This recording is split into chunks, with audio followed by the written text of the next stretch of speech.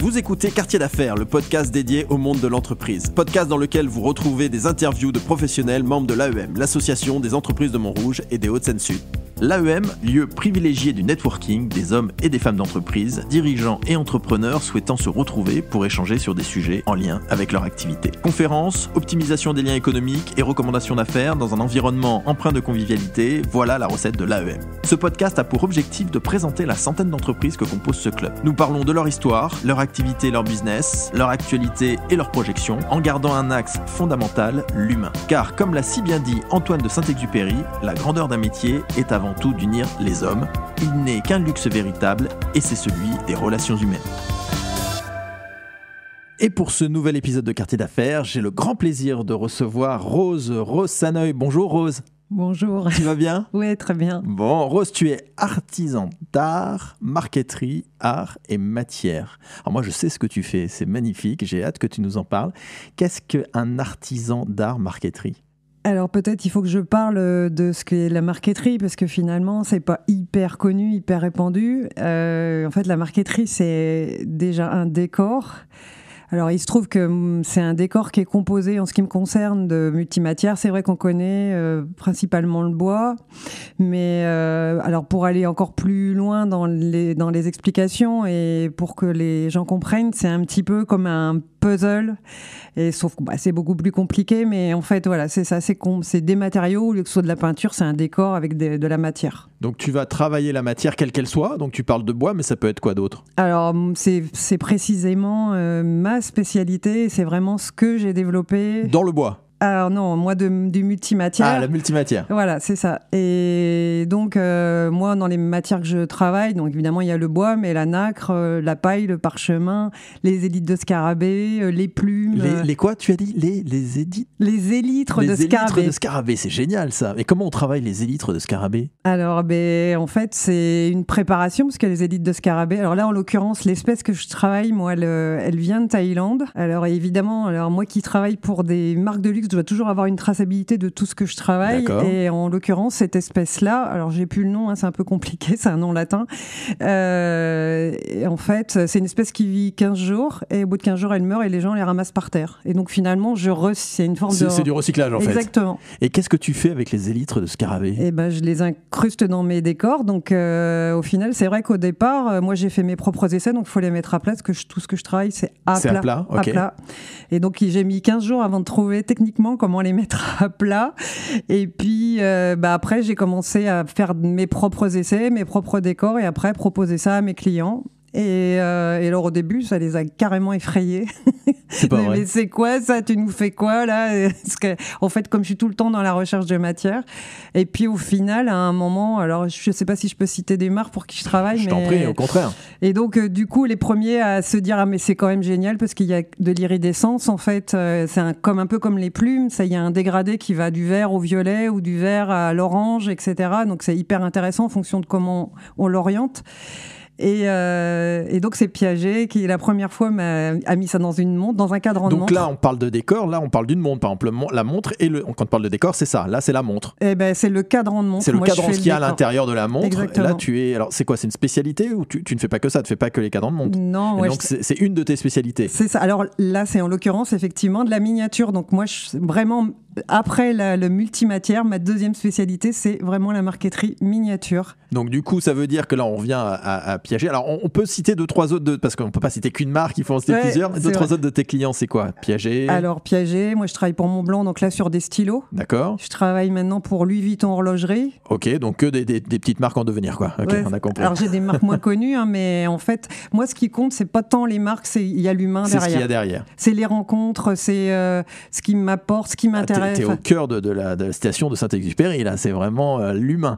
Et alors, on revient à Piaget et à cette montre. Donc, on est dans le cadran, donc on voit tous qu'un cadran de montre. Et donc là, toi, tu vas travailler, tu vas faire une proposition à Piaget en disant je vais pouvoir faire une décoration, de la marqueterie sur ce support, sur ce décor qui est le fond de la montre, en fait. Alors, en fait, ça se passe pas exactement comme ça avec la plupart des marques, ça dépend. Mais en fait, ces grandes maisons ont des designers en interne. Donc, c'est des commandes. Ouais. Donc, en fait, ils me font un dessin d'intention en général. Et puis moi, je propose toutes les matières. En fait, moi, j'ai une cave à matière où il y a des tas et des tas de matières différentes, avec des tas de couleurs différentes. Donc, en fonction du dessin que je reçois, je vais leur envoyer des échantillons de toutes les matières qui correspondent en couleur. Ah, tu amènes une proposition quand même, du coup. Ah, mais carrément. Ah ouais. Ça, ils savent pas ce que j'ai, ils y connaissent rien, en fait. Donc, et puis, de toute façon, ça, c'est vraiment ma partie. Et donc, j'envoie tout ça, ils choisissent, on en parle. Il y a aussi le côté technique, parce qu'on peut pas tout faire sur un cadran de montre. Il y a des dessins qui sont absolument impossibles à réaliser en miniature. Ça, c'est toi qui le sais, donc ouais, c'est toi qui vois en si général, c'est faisable. C'est moi qui reprends, je leur dis OK, ou on reprend là. Et voilà, enfin, c'est des échanges, évidemment. Hein, Combien de temps il te faut pour faire justement une proposition comme ça sur une montre ? Ah, une proposition Non, la réalisation. Alors, ça dépend, en fait, des modèles. Ça peut aller... c'est complètement aléatoire. Alors, c'est vrai que dans les marques, les dessins peuvent être compliqués techniquement, mais plus c'est compliqué, plus c'est de temps. Donc, je dirais le minimum sur un projet, moi, je passe 25 heures. Le minimum du minimum, c'est moins 25 heures. D'accord. Et là, je suis en train de travailler pour Vuitton sur un cadran, et là, je suis à plus de 60 heures de travail dessus. Okay. Mais le plus que j'ai passé, je me suis fait ma propre montre. Et là, j'étais à 200 heures de travail parce qu'en fait, il n'y avait pas de limite de budget. C'est la classe. C'est-à-dire que c'est une montre qui, tout d'un coup, a une valeur supérieure à une Piaget. C'est ta propre montre, au final. Une pièce unique, de l'artisan de réel. Ouais. Génial. Tu fais la montre, mais ça veut dire quoi ? Ça veut dire que chaque modèle, tu passes 60 heures sur chaque modèle. Alors, en fait, ce qui se passe, c'est que là, souvent, moi, je fais quand même... des pièces uniques, ça arrive, mais souvent de la petite série. Okay. Et donc, quand c'est comme là, par exemple, pour Vuitton, c'est une série de 10 pièces. J'en livre une par mois, en fait. Et donc, ouais, je passe à peu près 60 heures tous les mois. Là, j'ai 15 jours de bloqué pour eux, grosso modo. Et tu fais 10 montres. Et là, je leur livre la dernière montre en décembre, en novembre. On comprend parfois le prix des montres, du coup. C'est bien plus prégnant. On va faire une petite chronique pour mieux te connaître encore, Rose. Ça va être la chronique Portrait chinois.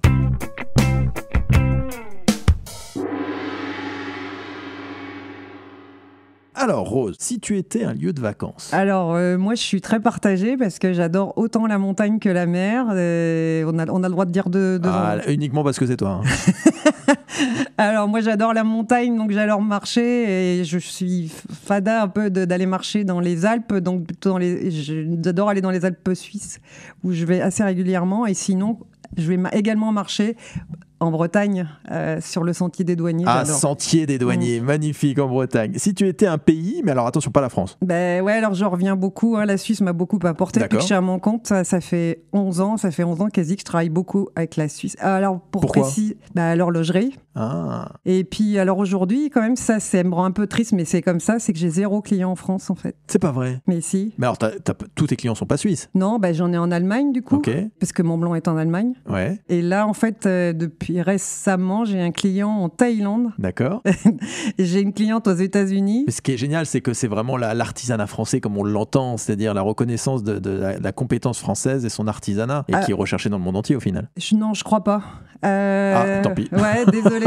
Non, je crois pas en fait. Il se trouve que je suis française, mais c'est un pur hasard. La plupart de mes collègues en miniature dans l'horlogerie, par exemple, sont en Suisse. Ah d'accord, ok. Je suis un peu. On est 2 en France en fait à faire de la marqueterie miniature, donc en Suisse. Énorme spécificité pour toi. Si tu étais un animal. Un oiseau, forcément. Ah bah oui. J'ai des petites mésanges à la fenêtre en ce moment. Là, j'adore. J'ai commencé à leur donner à manger. Les couleurs, c'est magnifique. Ouais. Si tu étais un sport. Je fais du yoga depuis 20 ans. Ça c'est bien ça pour se recentrer. Surtout que je suis complètement excitée, moi, tout le temps à fond les ballons. Alors le yoga doit te poser un petit peu. C'est ça, pendant 1 heure par semaine. Et alors justement, si tu étais une matière. Multimatière. Non mais moi j'ai pas de matière préférée en fait, c'est tout. En fait, tu es en recherche constante de nouvelles matières. Tout le temps. Là, je suis encore en train de faire de nouveaux essais, de nouvelles techniques. Là, cet été, j'ai fait des cours c'était au printemps. Là, j'ai appris à faire de la maroquinerie. Parce que le but de la manœuvre, c'était de faire des marqueteries sur des sacs à main. Donc voilà. Et là, je suis encore en train de tester en ce moment une nouvelle technique de marqueterie. Donc ça, c'est quelque chose que tu ne fais pas encore, mais que tu veux faire. Ouais. C'est ça. Ouais, je cherche tout le temps en fait. J'ai besoin d'apprendre tout le temps. Génial. Et là, tu as parlé de Montblanc, par exemple, sur les stylos. Tu fais quoi sur les stylos ? Parce qu'on n'imagine pas de la marqueterie sur le stylo. C'est quoi ? Si, carrément. En fait, donc sur le corps du stylo, finalement, le premier projet était complètement fou pour moi. Symboliquement, ça a été un truc complètement dingue. C'était pour l'anniversaire de Montblanc, en fait. Donc, ils sont à Hambourg, Montblanc, dans le nord de l'Allemagne. Et en fait, ils ont créé un un musée Mont Blanc. Et donc, il y a eu toute une collection autour de ça. Et moi, j'ai travaillé là-dessus. Donc, j'ai fait le Mont Blanc. la montagne sur un stylo Mont Blanc, quoi, en fait. Génial. Et c'était quelle matière du coup tu mets dessus? Là il y avait du bois, il y avait de la nacre, il y avait du cuir, il y avait du parchemin, il y avait... Mais alors pour qu'on comprenne bien, ça vient se mettre par dessus, tu travailles par dessus le corps du stylo, ou c'est le corps du stylo qui est cette matière? Non, en fait je viens coller sur par-dessus. Un support qui est fourni par le client, en fait. D'accord. Et alors forcément, donc là tu parles d'un tendeur travaillé aussi, et de pièces totalement uniques. Et qui techniquement, en fait là j'étais sur un arrondi, je suis plus à plat. Eh ben oui, ce que tu disais tout à l'heure que tu étais essentiellement à plat, mais là non. Non, et je travaille aussi en haute joaillerie, donc là haute joaillerie dit volume, on n'est pas à plat non plus. Alors qu'est-ce que tu fais en haute joaillerie? Alors la première pièce, c'était pour Piaget, c'était sur un bracelet, et là pour mes clients thaïlandais, c'est des joailliers, enfin des vendeurs de pierres et des joailliers, et là c'est sur une broche que je viens de travailler, mais complètement en volume. C'était une usine à gaz, mais en fait c'est ça qui me plaît, c'est les défis. Génial. Voilà. Qu'est-ce qui t'a amené à ça, Rose? Qu'est-ce qui fait qu'à un moment donné tu rentres dans cet artisanat? C'était un premier métier pour toi, véritablement, ou c'est une reconversion? Non, alors moi, c'est une reconversion, mais en fait, c'est ce que je voulais faire au départ. Il se trouve que j'étais en province et je crois que mes parents avaient très peur. J'ai fait un bac d'art plastique.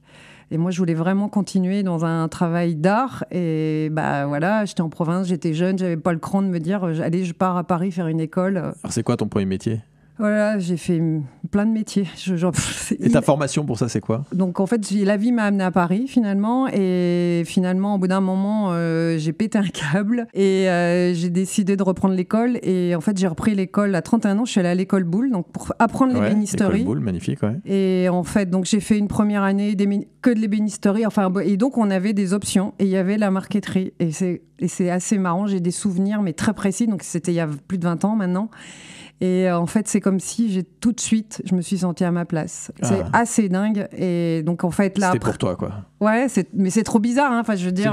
C'est une rencontre entre toi et un univers. Et comme si, ça y est, j'étais à ma place. Et donc, en fait, là, j'ai fait une deuxième année. J'ai fait. Donc, la première année, CAP d'ébénisterie. La deuxième année, donc, j'ai fait encore plus de marqueterie. J'ai eu mon CAP. J'ai trouvé. Et puis, j'ai trouvé du travail tout de suite dans une entreprise qui faisait du coffret. Et au bout de 15 jours que j'étais dans cette entreprise, il y avait un décor pour quartier à faire, une panthère, pas très originale, mais à faire, un prototype à faire en urgence. Et au final, ça s'est su qu'il y avait un marketeur en interne. Au bout de 6 mois, je faisais plus que de la marketerie. Ah, génial. Et ça fait... Donc ça fait combien de temps maintenant? J'ai passé 8 ans dans cette entreprise et il y a 11 ans, j'ai décidé de me mettre à mon compte. Donc tu es à ton compte depuis 11 ans et ça fait 19 ans, 20 ans que tu fais ça. Ouais, c'est ça. Rose. Alors, c'était sur un univers éminemment d'images. Évidemment, comment on fait pour voir tes œuvres, ton travail, comment on fait pour te trouver, pour en savoir plus, pour que nos éditeurs puissent à un moment donné voir le travail de Rose Sanaï, ce travail d'artisanat? C'est quoi? C'est Instagram essentiellement? Alors, j'ai un site internet. Vas-y, donne-le-nous. Alors, c'est rosesaneuil.fr ou .com, les deux fonctionnent. Donc, tout attaché? Ouais, donc tout Rose, attaché. R-O-S-E, Saneuil, S-A-N-E-U-I-L.fr, tout attaché. Exactement. Et donc, ou .com. Instagram, et là, Instagram. Ou LinkedIn également. Et Instagram, pareil, Rose Saneuil? Ouais, on tape Rose Saneuil, S-A-N-E-U-I-L, et là, on trouve ton travail et tes photos. Exactement. Magnifique, Rose, merci à toi. Nous espérons que cet épisode vous a plu. Retrouvez-nous sur votre plateforme de streaming préférée. Si vous avez aimé ce podcast, notez-le, 5 étoiles c'est mieux, et partagez-le. Si vous êtes une entreprise montrougienne ou des Hauts-de-Seine-Sud, visitez le site internet de l'AEM, www.entrepriseaupluriel-montrouge.net, ainsi que ses réseaux sociaux. À très vite pour le prochain épisode du podcast de l'AEM.